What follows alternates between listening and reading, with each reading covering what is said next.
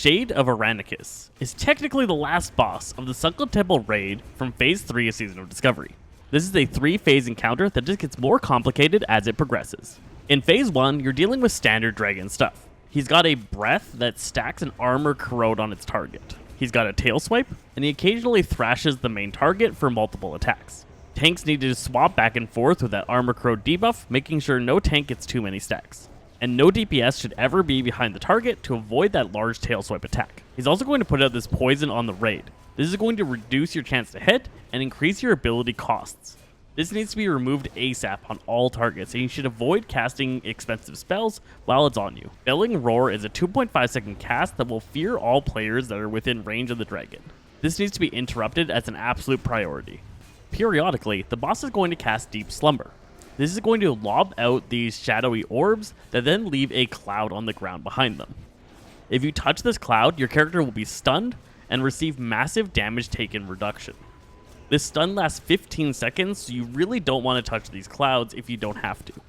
Finally in this phase, the boss is going to cast Waking Nightmare. This is a 6-second long cast that then deals 30,000 damage to all raid members. When this begins casting, all players need to rush to and touch one of those clouds around the room. That's going to stun you for 15 seconds, but it's also going to give you that big damage reduction. When the Waking Nightmare hits you while you're stunned like this, it'll remove the stun effect and do significantly reduced damage. This is the key to this fight, making sure you know where clouds are at and are able to get to them within 6 seconds to be able to avoid getting killed by that one-shot mechanic. At 70% health, Phase 2 begins.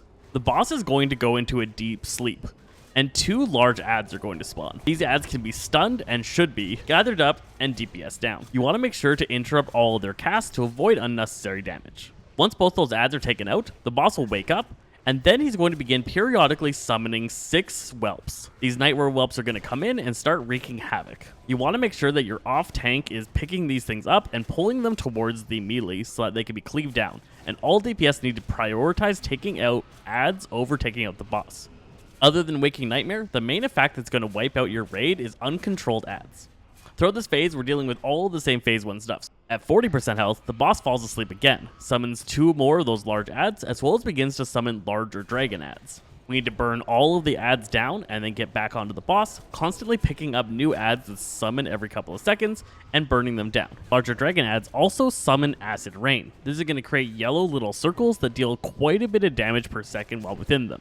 You'd be constantly watching for these pools as we're damaging and taking out the dragons and Eranikus in this final phase. Once you get to a point where it doesn't feel like the DPS are able to keep up with the ever-spawning adds, everybody needs to switch to and burn down Eranikus, killing him as quickly as possible before you get completely overwhelmed.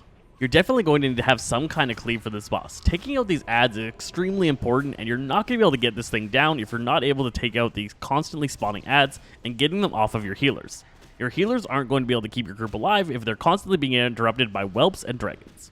Once your group figures out how to deal with the adds and get into those clouds during the Waking Nightmare, you're going to have an easy time taking down the final boss of the Sunken Temple raid.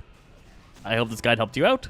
I'm Zesty Fresh Games, and we'll catch you guys next time.